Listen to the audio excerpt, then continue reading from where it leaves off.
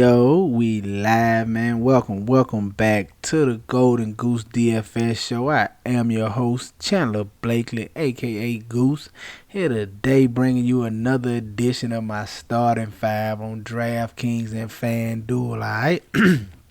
But before we get into that, y'all already know we got the lineup review, going over my best lineup with the updated starting five from the previous slate, alright? So while we getting into that, man, y'all know what to do for your boy. Hit the subscribe button.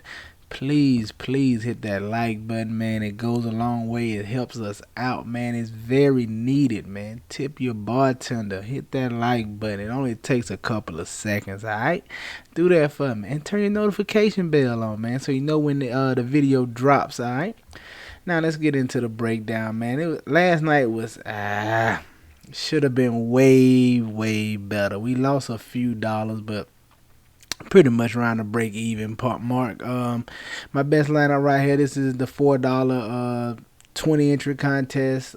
20 entry max contest. We put up 300, came in 339th place, man. The winner put up 316, man. 16 points from the top, but solid lineup right here. Let's get into the breakdown. If you caught the updated starting five yesterday, you know I went with Chris Paul, Drew Holiday, Will Barton, Kevin Durant, and Brook Lopez, alright? At the top, CP3, man, if you saw the video yesterday, I told you he was going to be chalky. I told you just had to go to him, man. He's too cheap for his role right now and to be 100% healthy with this Phoenix Suns offense. He came in at 65% on over here, alright? 54 DK points from CP3. Very solid, man, as they closed out the Denver Nuggets tonight. Definitely he gonna be in play next round too if they don't adjust his price, man. I told you, just keep playing CP3 until he gets to the middle to high eights, and then you can start thinking about it. But until then, he just a lock every night, man. Just continue to play him, alright? Next up, man, shooting guard Drew Holiday. He came in right at 41% on. He just did okay. I was expecting a lot more from him here, man. If he give us some more here, we can really inch up that leaderboard. But he gave us right at 32 DK points.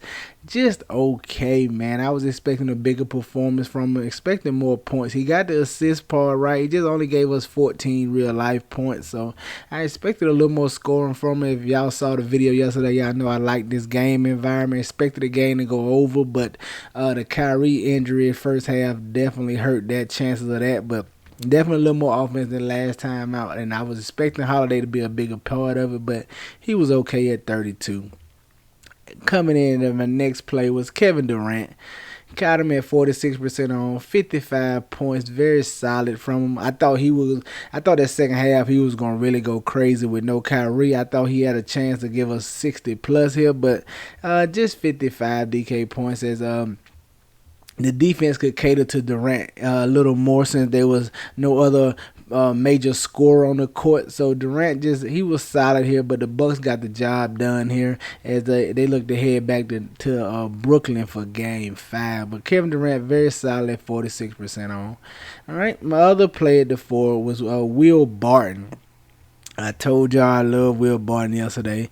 Now, undoubtedly, the Jokic injury helped him out here, but I think he was in line for a solid night anyway, regardless of the Jokic injury. I hate they announced that he was starting early and moved a little more ownership his way. I had a feeling he wasn't going to come in this high, but got him at 39% on. Still very solid from him. I was way over that. I had like 60% Will Barton yesterday, man. I told you he was my favorite play.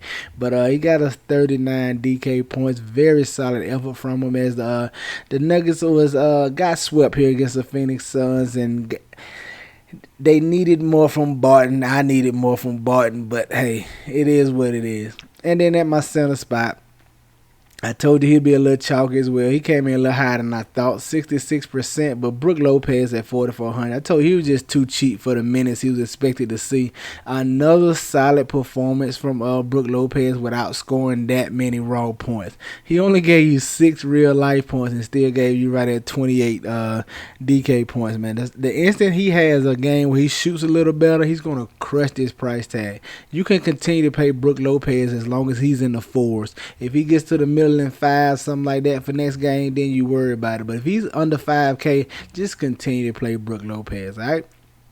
Rounding out my lineup, I wanted to get another piece of that Bucks game. Didn't quite want to pay all the way up to Giannis, so I wanted to go Chris Middleton right here.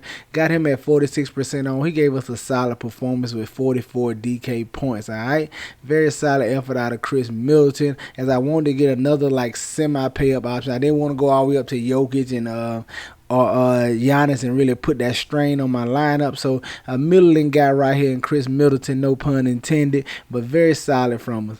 Finishing up the lineup, man, went Aaron Gordon, rolled the dice on him. In hindsight, probably should have went with a little safer play in Crowder, but felt like Gordon was my way to get different. I knew nobody was going to go to him, especially with him failing the past the whole series basically. But you know the motto, man, chances make champions. So we took 2 chances here. We took one with Aaron Gordon, got him at 14% on. 22 DK points from him, just okay. Thought he could have gave a bigger performance once Jokic got ejected, but 22 is solid enough, I guess, from him. And then the last play finish out lineup, PJ Tucker. Yes, sir, that's right, PJ Tucker. Got him in at 14% on. It was no insight like I felt like he was going to have a good game. None of that. It just, I love the rest of my lineup. This was the salary I had left. I didn't want to go to Nick Claxton. I wanted somebody with the for sure minutes. If you can see my whole lineup here, I wanted minutes, man. Everybody in this lineup is guys I felt could get 30 minutes or more. So with that being said, I just threw PJ Tucker and taking a chance on him. Got him at 14%. And hey, sometimes you strike dice and roll a 7 on the come out. PJ Tucker finally had a big game, man. 27 DK points. Very solid from him. Definitely helped us out yesterday. So there you have it, man. Like I said, an okay night. We should have finished much higher. 16 points away from taking it down. But hey, we can live with that, man. Let's go look at tomorrow's slate and see what I'm liking over there, all right? Let's try to get these winning ways to continue. At point guard, at the top, man, guy I want to look at, Reggie Jackson, 5,200. He's been playing very well offensively, shooting the ball great right here for the Los Angeles Clippers. Now, I do expect some regression. I don't expect him to continue to shoot that well, but it shouldn't be that much regression, especially at a 5,200 price tag, man. The price is still cheap enough where you can go to him. Even if he doesn't shoot as well as he's been scoring, he still can pay off this price tag at 5,200. I like getting a Reggie Jackson tomorrow at point guard. Coming in at shooting guard, just going to Spider, Donovan Mitchell. Now, I don't know if Mike Conley plays or not. They say he's getting closer to the return. I don't think they run him out there again. I think they try to give him another game rest and see if they can get it done without him. And he probably, if the Jazz lose this game, he probably plays game 5. But I think they hold him out one more game and let Donovan Mitchell try to get it done. I like Donovan Mitchell whether Conley plays or not. So he's the scorer for this team, man. They haven't really had an answer for him. I just like getting to him right here. Price tag is fair on him, 9K. Get you some Donovan Mitchell tomorrow. Coming in at small forward, going with his running mate, Joe Ingles, 5K, I'm sorry.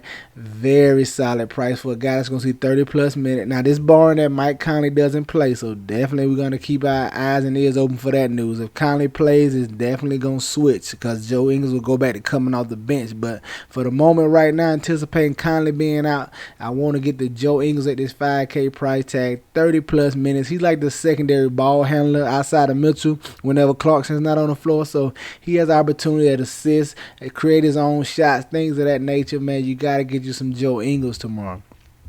Coming in at power forward. This is where I'm going to try to get a little different at on tomorrow's slate.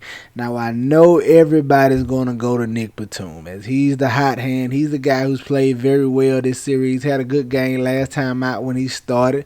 I think the Clippers run that starting lineup out again of starting Morris and Batum at the 4 and 5 and trying to go small and keep Gobert out of the paint. So, that being said, I'm going to look at Marcus Morris. He's been struggling undoubtedly, but he's a solid shooter who can heat up, man.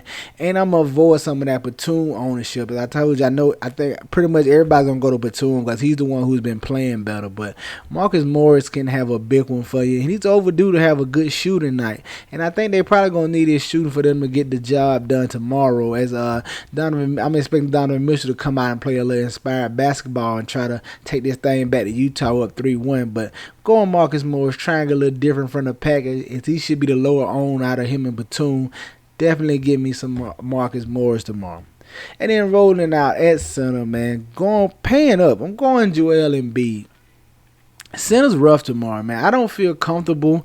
Joel Embiid is the most comfortable I feel out of the centers. I don't feel that comfortable with Gobert or Capella, man. If you want to pay down and go and pick between those two, I prefer Gobert to Capella, just because Capella, he's been okay, but he's been foul trouble trying to guard Embiid and things of that nature. I feel like Gobert is a slightly better play than Capella, as he's going to add more block opportunity, things like that, such as Capella doesn't really have a block upside like Gobert. So I'm nervous about Gobert, though, with the Clippers going that small lineup. We saw the rebounds down last game as they pull them out away from the basket, bringing them out to the three-point line.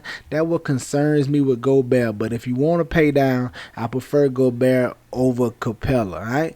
But for me, in my starting five right now, I'm paying up to Joel Embiid. He's questionable. I'm expecting him to play. He's been questionable every game this series. Even though he did seem to bang that knee up a little bit more last time, he still finished the game. So I'm anticipating him coming out, seeing full run in this matchup. And Philly are going to try to take a commanding lead right here, 3-1, and take this thing back to Philly for the win if they can. So I expect Embiid to come out inspired. The Hawks don't have an answer for him. Capella's not it. Doubling. He gets what he want when he want, man. Get you some Joel Embiid tomorrow, all right? There you have it, my starting five on DraftKings. Reggie Jackson, Donovan Mitchell, Joe Ingles, Marcus Morris Sr., and Joel Embiid, all right? Now let's go take a look at FanDuel and see what I like over there. At the top, going with Reggie Jackson's 5,500, 300 more than DK, but still a solid price for him, for a guy who should see the bulk of the point guard minutes. They done pretty much done away with Rondo in the lineup. Pat Beverly gets a few minutes here and there. Reggie Jackson is the main point guard this series for the Clippers, and you gotta like that at a 5,500 price tag and a guy who should see 30 minutes. All right. Coming in as shooting guard, staying with Joe Ingles, 5,600. Listen, I told you, secondary ball handler behind Donovan Mitchell, has some playmaking opportunities, responsibilities. If he can continue to shoot the ball pretty decent, he should have no problem giving you a solid return with his 5,600 price tag. Now coming in as small forward, I want to go Nicholas Batum over here, 5,700, slightly priced up, but if he's going to be in the starting lineup and see 30-plus minutes, I think you can get to him right here over on FanDuel. He's mainly a defensive guy, so he has opportunities for steals, maybe a block or two here and there. And if he can just continue to score the ball well, he should have no problem paying out this 5,700 price tag. Get you some Nicholas Batum over on FanDuel. At the power forward, I'm going with his partner in the starting lineup with him, Marcus Morris. I have no problem playing these two together, all right? Both of them can return value for you. That's on DraftKings as well. I'll probably have a lineup with both of them. I'm probably going to have a lot of exposure to both of those in my lineups, guys. I'm talking both of them in the same lineup, so I have no problem playing both of them together tomorrow. But I think Marcus Morris has the bigger day tomorrow. That's why I want to go to him at power forward on FanDuel, 5,100. I just like this play, expecting him to see some positive regression on his shooting, all right? And then coming in at center, staying with the big man, Joel Embiid, man. He's just the center I feel the most comfortable with tomorrow. Out of Capella and Gobert and Collins are over there on DraftKings, but he's just the center I'm most comfortable with. He's a little pricey on FanDuel. I would like for him to be a little cheaper, but it's alright. As there's not that many pay up options tomorrow, right? Gives you some Joel Embiid at center across both sites. There you have it, man. My starting five on FanDuel: Reggie Jackson, Joe Ingles, Nicholas Batum, Marcus Morris, and Joel Embiid. Get you some exposure to these guys. Get them in your player pool. You know I'm going to have them in mind. That's going to do it for us here tonight, man. Y'all know the motto. Chances make champions. Y'all green up, man. I'll see y'all on the next available slate. Let's go.